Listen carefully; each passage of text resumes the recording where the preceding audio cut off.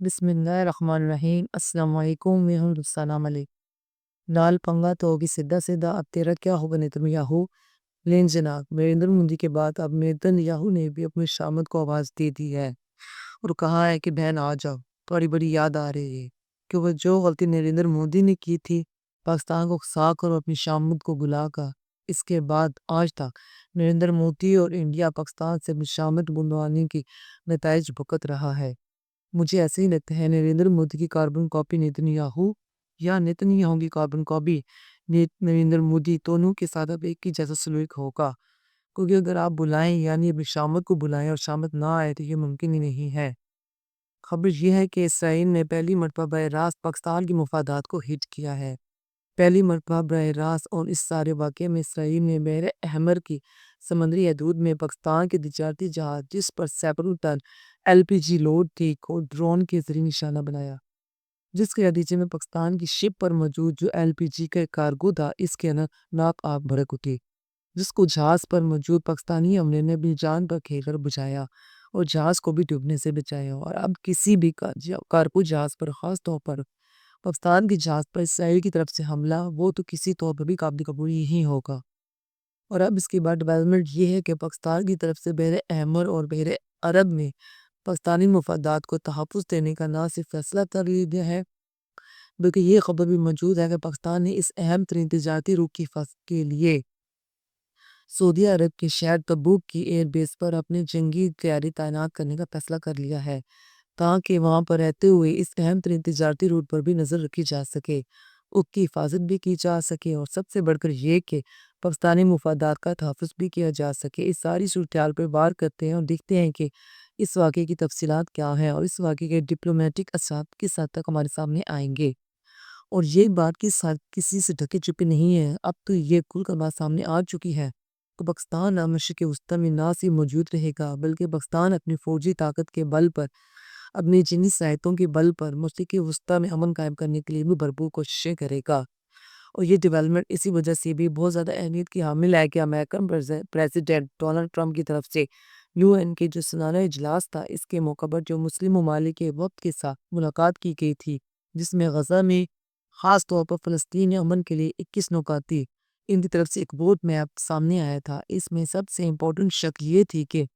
غزہ کی سیکیورٹی کے لیے مسلم ممالک سعودی عرب کی سربراہی میں ایک مشترکہ فورس تشکیل دیں گے، اور وہ فوج جو ہے غزہ کا کنٹرول بھی سنبھالے گی، اور غزہ میں رہتے ہیں وہاں پر امن کو برقرار بھی رکھے گی۔ اور اگر سعودی عرب کی قیادت میں یہ فوج پر میں ہے تو اس کا مطلب یہ ہے کہ پاکستان اس فوج کا ڈیفینیٹ حصہ ہوگا۔ اب اسرائیل نے جو ہے واضح طور پر پاکستانی فوج کے مسلم ممالک کی فوج میں شمولیت کی مخالفت کرتی ہے۔ نیو یارک کی جنرل اسمبلی کے اجلاس کے بعد نیتن یاہو نیو یارک کے جس ہوٹل میں مقیم تھے، وہاں پر رات کے امریکہ کے جو پریزیڈنٹ ہیں ڈونلڈ ٹرمپ،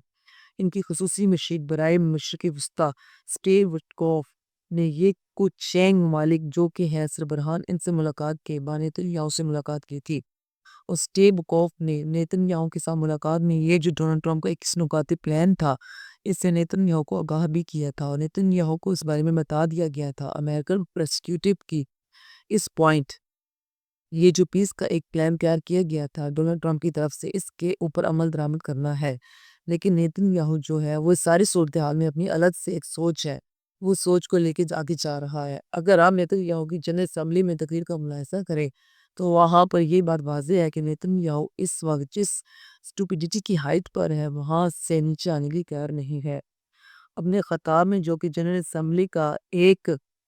کھوکھلا حال تھا جس پر اس نے خطاب کیا، مسلم ممالک نے اور اہم ترین ممالک نے نیتن یاہو کی تقریر کا بائیکاٹ کر دیا تھا، لیکن اس کے باوجود نیتن یاہو نے تقریر کی، اور اس بات کا اس نے بڑے فخر سے اعلان کیا کہ میں نے حسن نصر اللہ کو مار دیا، میں نے اسماعیل ہانیہ کو مار دیا، میں نے یحییٰ سنوار کو مار دیا، میں نے غزہ کو جو ہے ٹیررسٹ سے پاک کر دیا ہے بقول اس کے۔ اور اس کے ساتھ ساتھ اس نے اس بات کا بھی ذکر کیا کہ میں نے یمن میں حوثی باغیوں کو بھی آدھے سے زیادہ اور ان کو بھی ٹھکانے لگا دیا ہے، اور اب عراق میں اس کا یہ بھی کہنا ہے کہ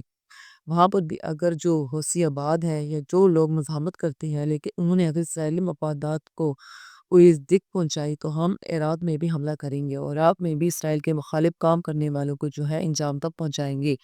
شام کا ذکر کرتا ہوئے اس نے کہا کہ جناب شام کے اندر بشار الاسد کی حکومت کو تبدیل کر دیا گیا ہے، اور احمدی شورا جو ہیں وہ اسرائیل کے ساتھ مل کر کام کرنے کے لیے تیار ہیں۔ کہنے کا مطلب یہ ہے کہ اس نے واضح طور پر اس ایجنڈے کا اظہار کیا ہے کہ جو میرے خلاف کھڑا ہوگا اس کو میں ٹارگٹ کروں گا اور اس کو میں نشانہ بناؤں گا۔ اب پاکستان کے حوالے سے جو میں نے اتنی لمبی آپ کے ساتھ بات کی ہے وہ ایک بیک گراؤنڈ آپ کی خدمت میں رکھنے کی کوشش کی ہے، کیونکہ جس طرح سے غزہ کے ایک بیس پروسیس کو نشانہ بنایا گیا ہے اور وہاں پہ اسلامی ممالک کی فوج کو تعینات کرنے کی کوشش کی جا رہی ہے، اسرائیل نہیں چاہتا کہ اس فوج کے اندر پاکستان شامل ہو، لہٰذا جانتے ہی بوجھتے ہوئے پاکستان کو پھنسا کر وہ یہ چاہتا ہے کہ وہ اس بات کو پورٹریٹ کرے کہ پاکستان میرا دشمن ہے، اور پاکستانی فوج کی میں اب اسرائیل سے محض ایک میل کی دوری پر اس کی موجودگی کو جو ہے گوارا نہیں کرتا۔ یہ جو واقعہ ہوا ہے جس کا ذکر میں نے آپ کے ساتھ گفتگو میں آغاز میں کیا تھا کہ 17 ستمبر 2025 کو پیش آیا۔ پاکستان کا ایک جو مرچنٹ نیوی کا ایک جہاز LPG کو لے کر آ رہا تھا پاکستان، اور راستے میں اس نے یمن میں بھی کچھ اپنے کارگوز کو اتارنا تھا، کیونکہ یہ مرچنٹ نیوی کے جو بھی جہاز ہوتے ہیں اس میں محض کسی ملک کا سامان جو ہے وہ لوڈ نہیں ہوتا۔ مختلف جو ممالک ہیں اس کے روٹ پر آتے ہیں، وہاں پر لنگر انداز ہوتے ہیں، ان کا لوڈ اترتا ہے، نیا سامان ان میں بھرتا ہے اور پھر دوبارہ اپنے سفر پہ روانہ ہو جاتا ہے۔ اس لیے یہ جو کارگو جہاز تھا پاکستان کا، خان شپنگ یہ کمپنی ہے، یہ اس کا جہاز تھا اور یہ کراچی سے پاکستان سے روانہ ہوا تھا اپنی یہ چیزیں لے کر۔ وہاں پر جہاں جہاں اس نے جانا تھا وہاں پر چیزوں کو آفلوڈ کیا، نئے سامان کو اس نے اوپر رکھا، اور جس میں LPG کے کارگوز بھی موجود تھے۔ یمن کے اندر اس جہاز کو لنگر انداز ہونا تھا کیونکہ یہاں پر اس نے کچھ سامان کو اتارنا تھا۔ اس جہاز کے اوپر 27 لوگ سوار تھے مجموع طور پر، جن میں سے 24 پاکستانی تھے، اور اس جہاز کے کیپٹن کا نام کیپٹن مختار اکبر ہے، جبکہ عملے میں دوسری سری لنکا اور ایک نیپالی شامل بھی تھا۔ یہ جہاز اپنا سامان لے کر جب یمن کی بندرگاہ ریس العیسیٰ جو کہ بحر الاحمر کے اوپر بنائی گئی ہے، یمن ایک ایسا ملک ہے جو ایک انفیڈٹ اگر دیکھا جائے تو اس کے دو سمندر لگتے ہیں، ایک جانب اس کو بحر احمر لگتا ہے، دوسری جانب اس کو بحر عرب لگتا ہے، جو ہے وہ پاکستان جہاں پر ہے بحر ہند۔ اب اچھا یہاں پر جہاز ریس العیسیٰ بندرگاہ پر لنگر انداز ہوا، اسی دوران اسرائیل کی طرف سے ایک اٹیک کیا گیا، اسرائیل کی طرف سے بندرگاہ کو نشانہ بنایا گیا، میزائل پر پھینکے گئے، ڈرون اٹیکس بھی کیے گئے۔ ایئر ڈرون جو ہے وہ پاکستان کی شپ جس کے اوپر پاکستان کا جھنڈا لگا ہوا تھا، وہ ڈرون اسپیسیفکلی آ کو پاکستان کے جہاز کو ہٹ کرتا ہے، جس کے اوپر وہاں پر آگ بھڑک اٹھتی ہے۔ پاکستانی جو عملہ ہے اس جہاز کو یمنی حکام سے بات کرتے ہیں اور ان سے کہتے ہیں کہ جناب ہمارے پاس کا ساز سامان موجود نہیں ہے کہ ہم اس آگ کو بجھا سکیں، آپ ہماری مدد کریں تاکہ اس کنٹینر جو جہاز کے اوپر LPG کی بڑی مقدار یہاں پر موجود ہے، کئی میٹرک ٹن بتایا جاتا ہے کہ یہاں پر یہ جو ہے موجود LPG، اور اگر یہ LPG یہاں پر پھٹ گئی تو پھر بہت بڑا نقصان ہو جائے گا، اور اتنا نقصان ہو جائے گا جو کہ ناقابل بیان ہے۔ جہاز کے بھی ٹکڑے ٹکڑے ہو جائیں گے اور اس بندرگاہ کا بھی کچھ نہیں بچنا۔ پاکستانی موقف سننے کے بعد یمنی حکام نے پاکستان کی شپ سے کہا کہ آپ جائیں، اپنے لنگر اٹھائیں اور اس جہاز کو لے جائیں سمندر میں تاکہ آپ اپنی بندرگاہ کو بچا سکیں۔ اور اسی دوران جو ہے پاکستان عملہ تھا اس اطاق کو بچانے کی کوشش کی، خیر آگ بجھ گئی، اور اس کے بعد جو ہے وہ عملے کو جو ہے وہ یمنی حکام نے اپنی تحویل میں لے لیا تاکہ ان سے دیگر پوچھ گچھ کی جائے۔ البتہ پھر اس کے بعد پاکستان کی طرف سے بذریعہ سعودی عرب یمن کے ساتھ رابطہ کیا گیا، اور پھر یہ جو جہاز ہے یہ وہاں سے ریلیز بھی کر دیا گیا اور اب یمنی سمندری حدود سے نکل چکا ہے، بہت جلد پاکستان پہنچ جائے گا اور اس کا عملہ بھی پاکستان پہنچ جائے گا۔ لیکن یہ ایک بڑا ہی سنگین اقدام ہے جو کہ اسرائیل کی طرف سے اٹھایا گیا۔ اب اس کے بعد اگر آپ کو یاد ہوگا تو یہ جو پاکستان اور سعودی عربیہ کے درمیان ایک ڈیفنس پیکٹ ہوا ہے، اس کے اندر یہ جو سمندری تجارت ہے اس کو حفاظت بھی انشور کرنا اور اس کے اندر طے شدہ امور میں شامل ہے، لہٰذا تبوک ایئر بیس کے اوپر اب پاکستانی جنگی جہاز بھی تعینات ہوں گے تاکہ اس تجارتی روٹ پر نظر رکھی جا سکے۔ اگر آپ غور کریں تو یہ جو سارا منظرنامہ ہے اس میں ایک وجہ آپ کی خدمت میں رکھی ہے تاکہ آپ اس بات کا بخوبی اندازہ ہو جائے کہ اسرائیل اس وقت کون سی لائن کو ڈرو کر رہا ہے۔ امریکہ یہ چاہتا ہے کہ مسلم ممالک مل کر غزہ کا کنٹرول سنبھالے اور اس میں پاکستانی فوج بھی شامل ہو، اور یہی وجہ ہے کہ پاکستانی وزیر اعظم کے ساتھ ملاقات بھی ہوئی ہے کہ الگ سے ان کو بھی وائٹ ہاؤس وزٹ کرایا گیا ہے تاکہ مختلف امور کے اوپر تبادلہ خیال کیا جا سکے۔ لیکن مجھے ایسا لگتا ہے کہ صحیح اس وقت امریکہ کے حوالے سے بھی یا امریکہ کنٹرول بھی نہیں چاہتا، اس کی بڑی وجہ سیدھی سی ہے کہ امریکی معیشت کو جو طاقتور بزنس میں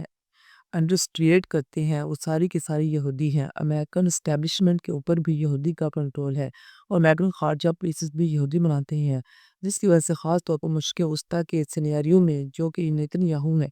وہ ممکنہ طور پر جو اشارے سامنے آ رہے ہیں اس میں یہ بات واضح نظر آتی ہے کہ امریکہ کو خاطر میں نہیں لاتا۔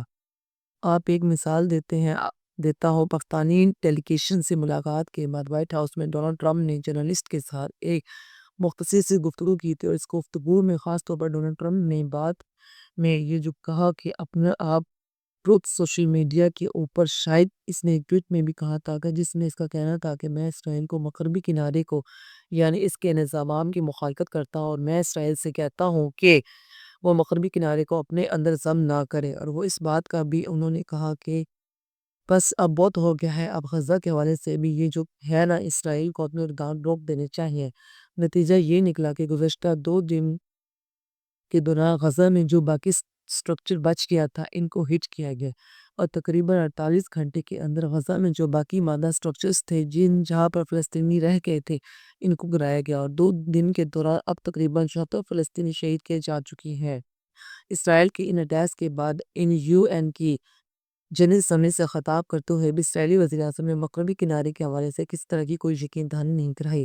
بلکہ اس کا یہ کہنا تھا کہ کیا امریکہ القاعدہ کو نیو یارک سے 1 کلومیٹر دور اپنے لیے الگ خیر بسانے کی اجازت دیں گے؟ یقینی طور پر ایسا نہیں ہے، اور یہ مثال دینے کا مقصد نیتن یاہو کا یہ تھا کہ دنیا کو یہ بات برابر کرائے کہ وہ اسرائیل کے قریب کسی فلسطینی ریاست کے وجود کو تسلیم نہیں کرتا۔ لہٰذا یہ جو پیس پروپوزلز ڈونلڈ ٹرمپ کی طرف سے سامنے آئے ہیں، مجھے نہیں لگتا کہ یہ پیس پروپوزلز بھی کامیاب ہوں گے، اور یہ جو نیتن یاہو ہے وہ امن کی طرف آئے گا، کیونکہ وہ امن لانا ہی نہیں چاہتا۔ وہ یہ چاہتا ہے کہ وہ ان چیزوں کو لے کر آگے بڑھے، فلسطینی ریاست کو ہمیشہ ہمیشہ کے لیے ان کے آپشنز کو، اس کے چیپٹرز کو کلوز کر دے، اور پورے فلسطین کو اسرائیل کے اندر شامل کر کے یروشلم کو اپنا دارالحکومت ڈکلیئر کر دے،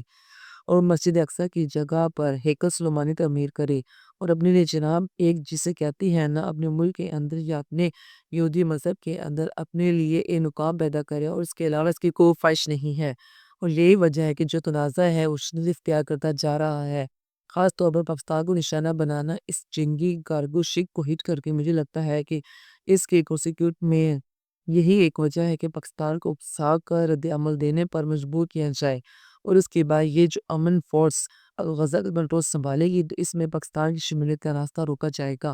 اور اس کے علاوہ اس کا کوئی اور مقصد نظر نہیں آتا ہے۔ آپ اپنی رائے کا اظہار ضرور کیجیے گا۔ ہماری ویڈیوز اگر آپ کو پسند آتی ہے تو ہمیں ضرور بتائیے کمنٹ میں کہ آپ کو کیسے لگتی ہے۔ ہمارے چینل کو سبسکرائب کریں۔ آپ کا بہت شکریہ۔ اللہ نگہبان۔ پاکستان زندہ باد۔ پاک آرمی پائندہ باد۔